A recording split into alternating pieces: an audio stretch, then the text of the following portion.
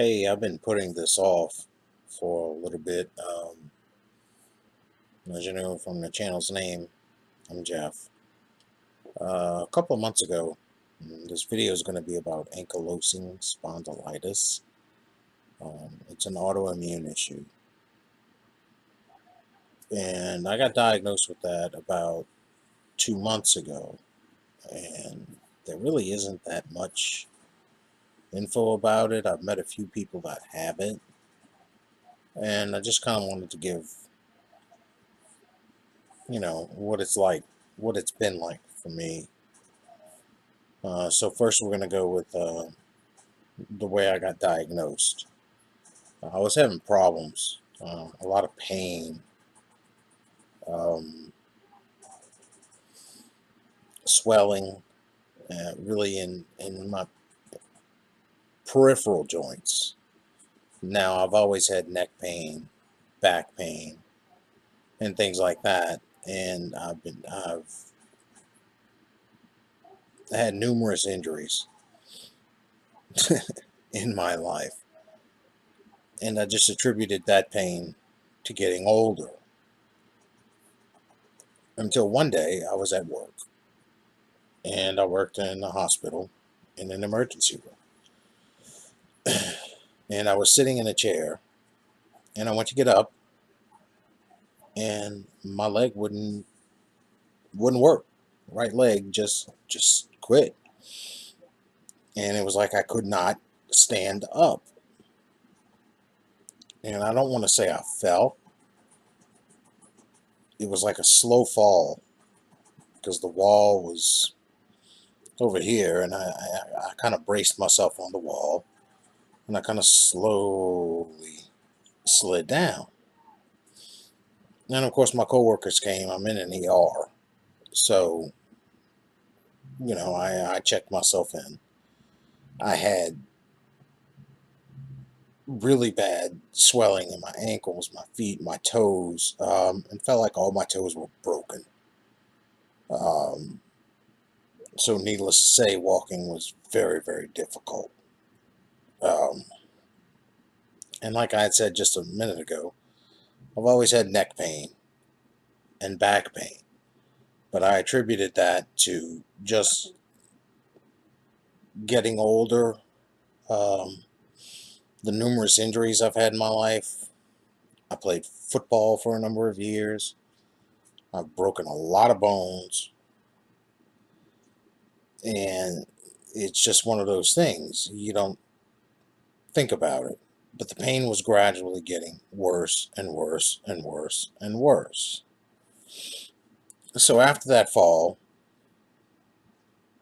of course, I got seen in our emergency room, and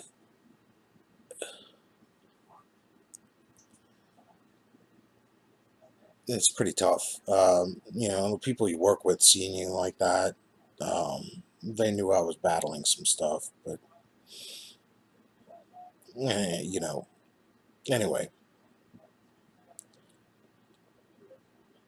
So they tell me to follow up with a rheumatologist to get to the point, and I did that.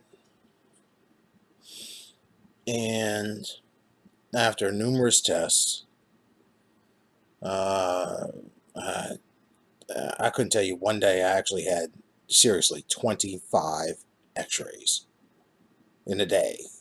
you know, I, I should be glowing in the dark. Maybe I am. Hell, I don't know. But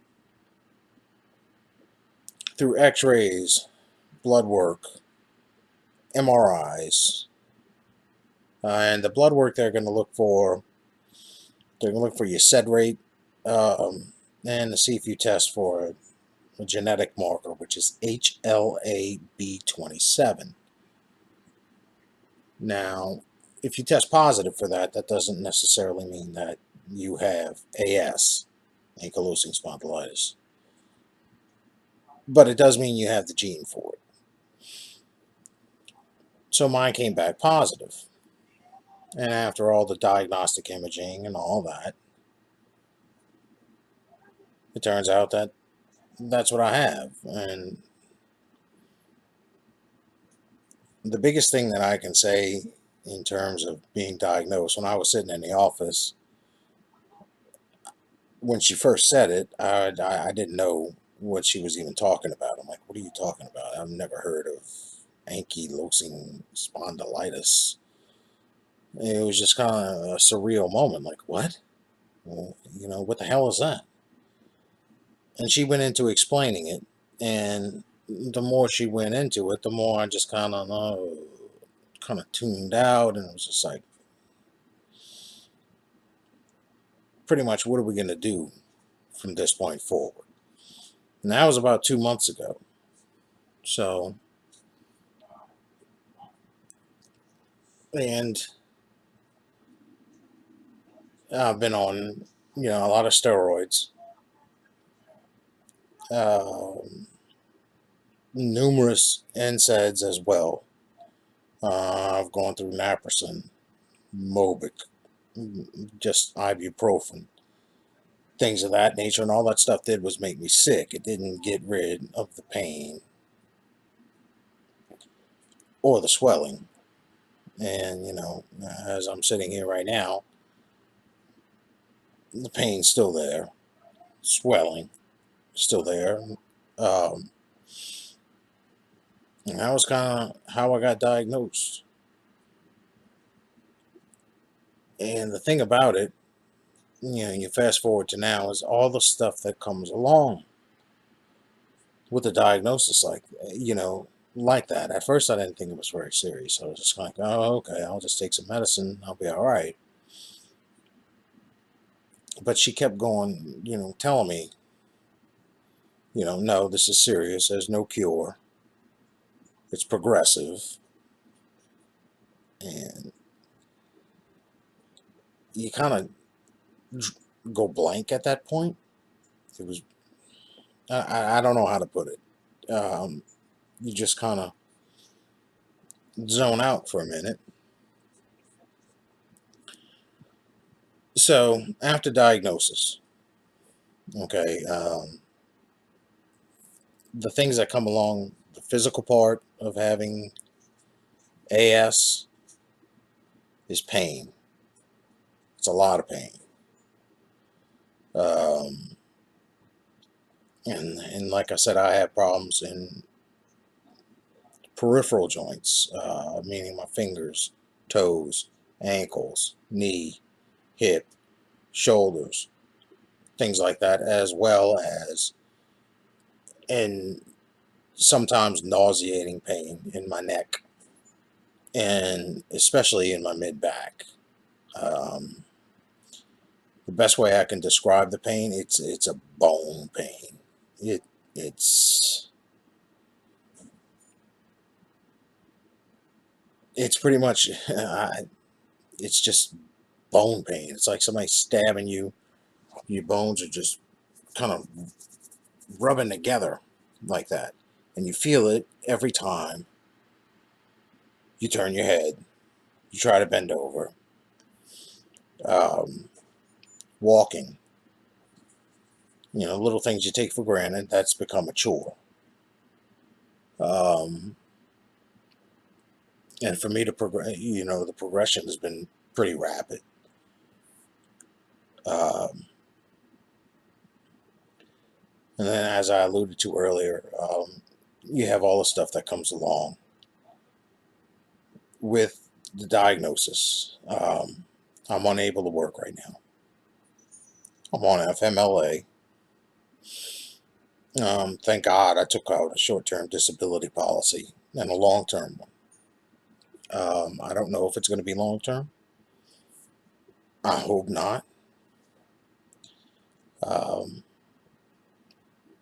but the things that go along with it, yeah, I'm used to getting up, going to work,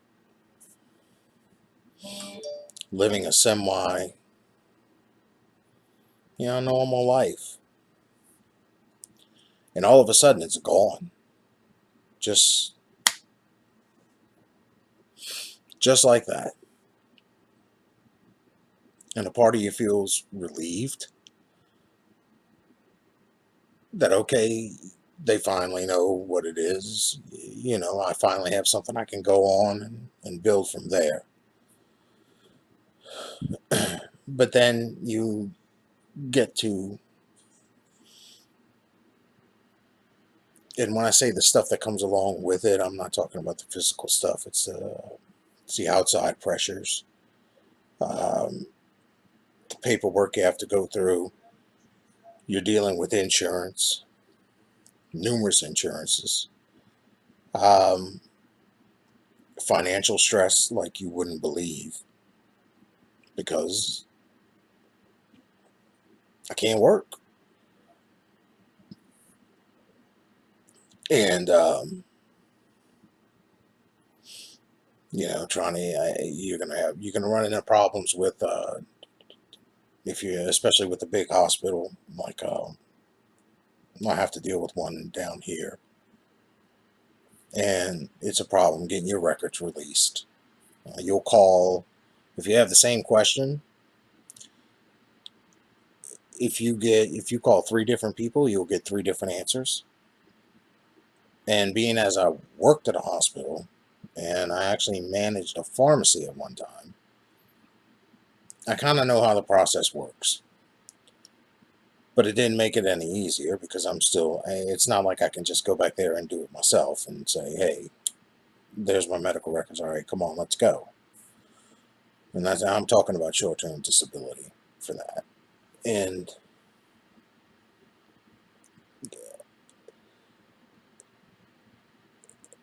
it's just everything changes. Um, all of a sudden, you're kind of stuck at home, riding in cars, driving, things like that. It's not impossible, but it's extremely painful. And you also have to deal with the fact that, and like I said, you can't work anymore. I know I'm repeating myself. I'm sorry. I'm nervous. This is my first time ever doing this. You're letting your coworkers down. You're letting people down because you just don't. You're not functioning the way you used to, or and that's been one of the biggest hurdles for me. I don't think the people I worked with realized how much they meant to me. Um, they meant a lot, and it's hard because I want to go, but I know I can't possibly be on my feet, for 12 hours and do what I was hired to do. Um, I start Humira. That'll be tomorrow, and that's jumping through hoops in itself. Trying to get that approved through insurance. You're going to have a Humira representative call you. You're going to have a Humira ambassador call you. You're going to have an RN call you. And at the same time, the specialty pharmacy, because it's the only way you can get it. It's not a medicine you can just go to Walgreens and pick up over the counter. It's not like that. It comes from a specialty pharmacy. And getting that approved is a pain. And like I said, you're going to talk to the Humira people. I've spoken to, I believe, 6 altogether. You're going to deal with the pharmacy. And I'm not saying anything bad about any of it, any of the pharmacy or Humira. They're looking out for my best interest as to know, if I know how to take the medication, what to expect, especially what to avoid. Um, I can't be around sick people. And that's a problem if you work in an emergency room. I mean, you're going to deal with sick people, and it takes a while for the meds to work. Um, and I was told on this a few days ago that I also have another autoimmune issue, which is affecting the peripheral joints. Um, so I take a medicine for that, and that's sulfasalazine. I just started that today. So far, all it's done is make me nauseous. But the meds take a while to kick in. I don't know if anybody struggled with depression or anything like that, and you start taking antidepressants, they take a little bit to kick in. It's kind of like that.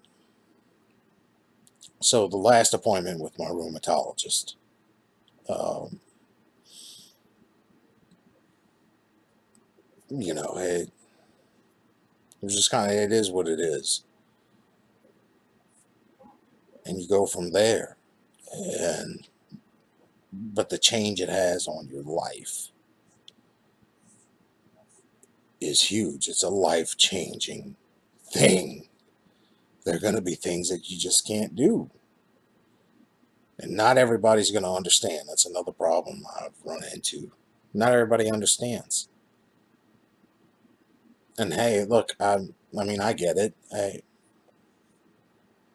if somebody would have told me 4 months ago, hey, I've got ankylosing spondylitis, I would have just been like, what is that? Well, now I know. Yeah, and I don't know. It's been very, very hard. It's been very hard, and I deal with other issues, which are also, yeah, they're progressive, and and I went through the whole why me phase. Um, it's almost like a grief process when you get diagnosed with it, and you finally understand what exactly it is, and especially when you get a secondary diagnosis of another autoimmune disease on top of that, which is just, it's rheumatoid, which doesn't hurt anywhere near as bad as the AS does. So it's just been tough. And I was saying that people don't understand. Um, I can't lift anything right now. I can't. Some days I struggle to walk. Some days I struggle to get out of bed. And some days are better than others. Today has been a really bad day. A really bad day. And I've reached out to a few people that have this, and their experience pretty much mirrors mine. And of course, our lives are different, livelihoods are different, but their experience pretty much mirrors mine. And I don't know, it's just hard. You deal with the pain, the physical pain, and then on top of it, you're gonna have the outside stress. I feel like I let everybody down. Uh, I can't work. That's a problem. And like I said, I'm on FMLA.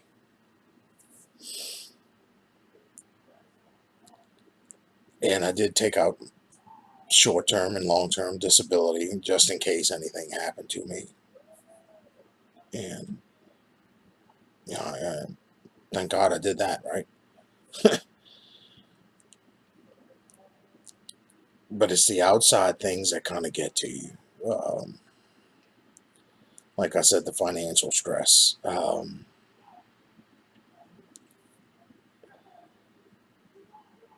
If you can't work, you're not earning money.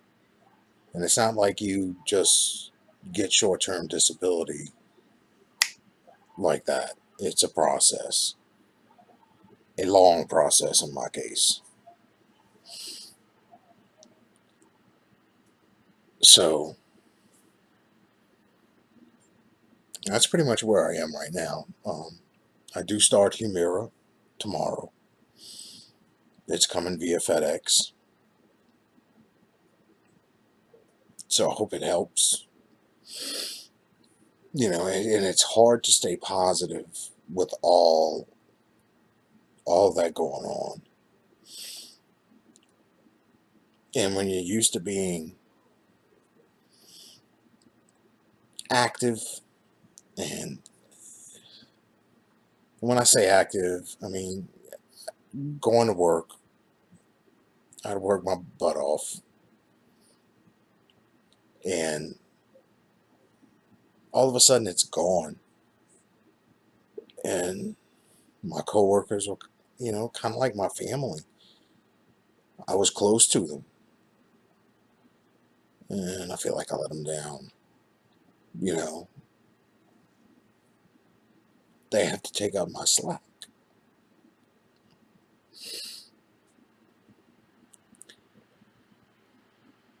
But at the same time, I have to do what's best for me,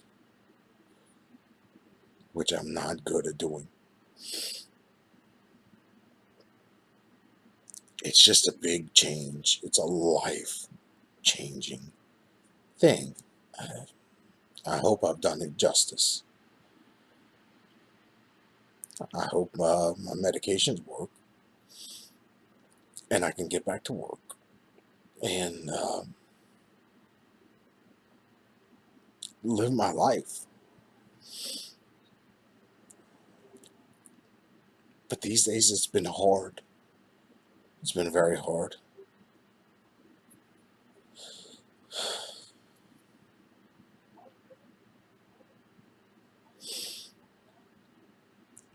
But I hope my meds work. And if so, I'll be able to start physical therapy. There are a lot of changes I have to make.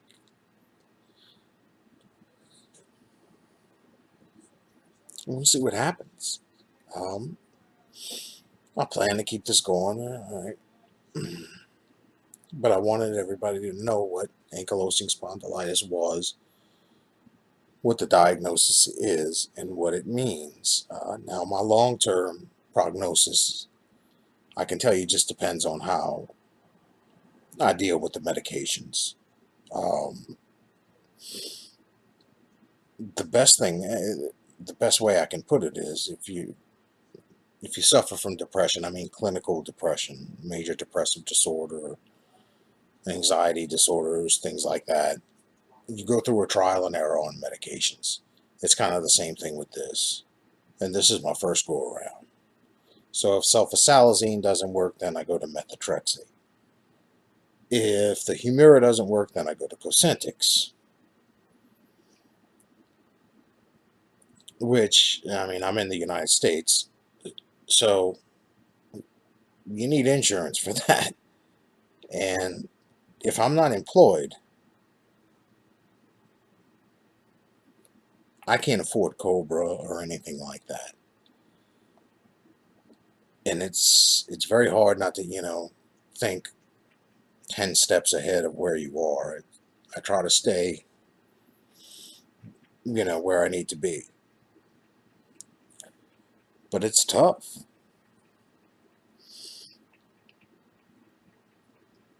So I'm hoping everything works out.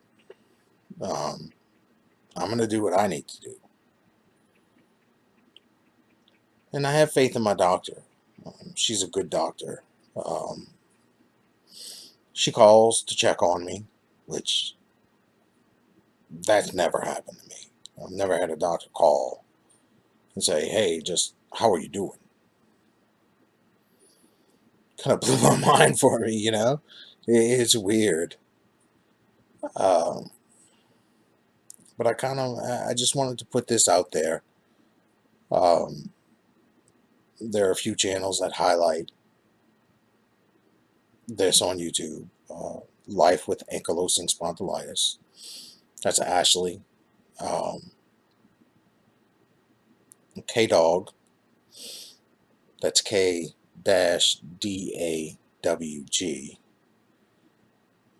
Those two have helped me a lot. And it's good to know that other people, that you're not alone. I'm not alone in this, but I wanted to get my story out there to date. And I'm sure I'll go back. This is my first time ever doing a video or anything like that, or posting to YouTube. So I'm sorry if it's choppy or whatever, and I don't know how to edit. So it just is what it is. Um, but if you got the diagnosis and if you have questions,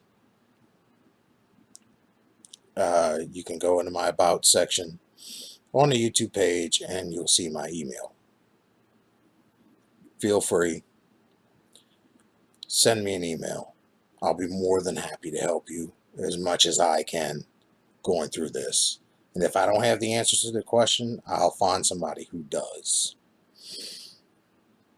Um, and really, that's about it. Like I said, I plan to update this as things go along. Um, I'm hoping that tomorrow will be my first Humira injection, and I'll kind of go through that, show you how I do it, what to do, and if need be, what not to do. So, but anyway, take care.